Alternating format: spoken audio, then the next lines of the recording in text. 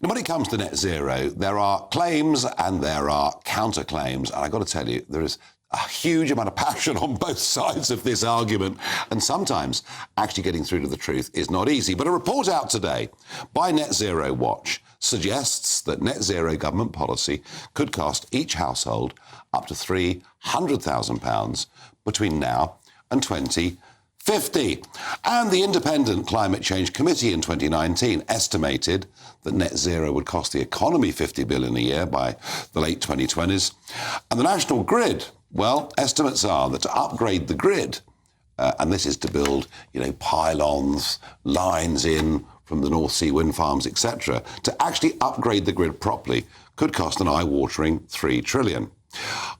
I tell you all that I do know, and it seems to me that the more reliance we have on renewable energy, the more expensive our bills, because we claim to have the highest percentage of our electricity generated by renewables, more than any other neighbouring country, and yet we've got the most expensive electricity prices in the world. It seems to me we have very expensive electricity and energy in this country. What do you make of this report put out by Net Zero Watch today? Well, I did the forward for it, so yes, I do agree with what's in it. It is very obvious, isn't it, that renewable energy has not made prices go down. It's going to be actually worse because at the moment, we don't have that much of it. So what is produced tends to be used. When you become more and more reliant on it, you then have to store it for those days when the wind doesn't blow and the sun doesn't shine. There's that superb German word, which I'm sure you've heard before, Nigel, Dunkelflaute.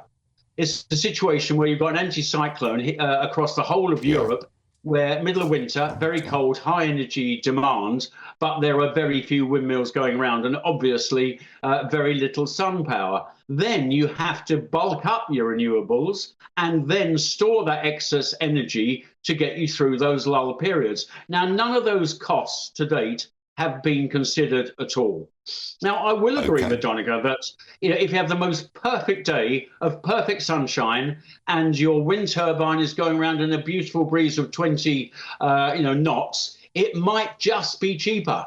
But when you add in the requirement to store that energy for the Dunkelflaute times or the night time or anything else, then you've got a significant problem. As you mentioned earlier, just last week, we came very, very close to a problem with the interconnection with Norway nearly tripped out. And we would have then had a problem. And that is before we're starting to demand that people have heat pumps, very electricity hungry during the winter, and more EVs, very, very electricity hungry for obvious reasons. So we need to bulk up an electricity supply as we reduce fossil fuels. Now, we're not even close to that.